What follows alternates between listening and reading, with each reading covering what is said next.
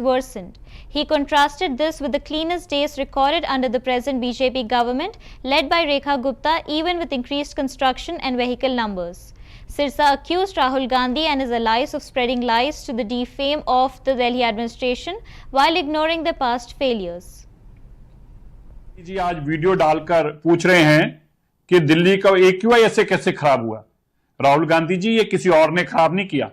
15 साल तक कांग्रेस की सरकार ने यह शुरुआत करी और 10 साल बाद में अरविंद केजरीवाल जो आपका सहयोगी है, जो आपके इंडिया का हिस्सेदार है और चुनाव मिलकर लड़ते हो जिसके साथ, 10 साल तक उन्होंने बर्बाद की। मैं बताना चाहता हूं, पिछले एक दशक, पिछले 10 साल के सबसे साफ दिन रेखा गुप्ता जी की सरकार ने इस साल दिए हैं।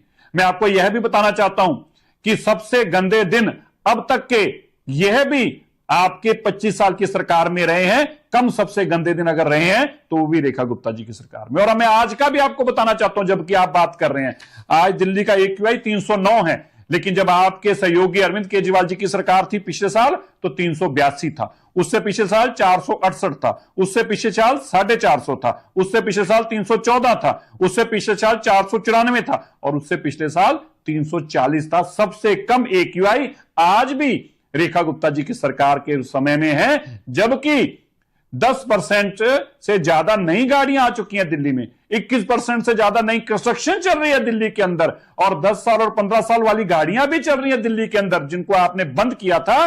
राहुल गांधी जी, ये बीमारी आप देके गए हैं और रेखा गुप्ता जी की बीजेपी की सरकार इस बीमारी को दुरुस्त कर रही है। इसलिए ये झूठ जो आप आज फैला रहे हैं, कल प्रियंका गांधी जी फैला रहे थे, उससे पहले तो कमाल ही कर दी थी जब जयराम रमेश जी ने कह दिया कि 34 करोड़ रुपया लग गया है क्लाउड सीडिंग के ऊपर। इससे बड़ा फ्रॉड और इससे बड़ी बेईमानी नहीं हो सकती। इससे समझ में आ रहा है आप एक सिस्टमैटिक तरीके से दिल्ली की सरकार को और दिल्ली के लोगों को बदनाम करना चाहते हो। मैं आपको बताता हूं,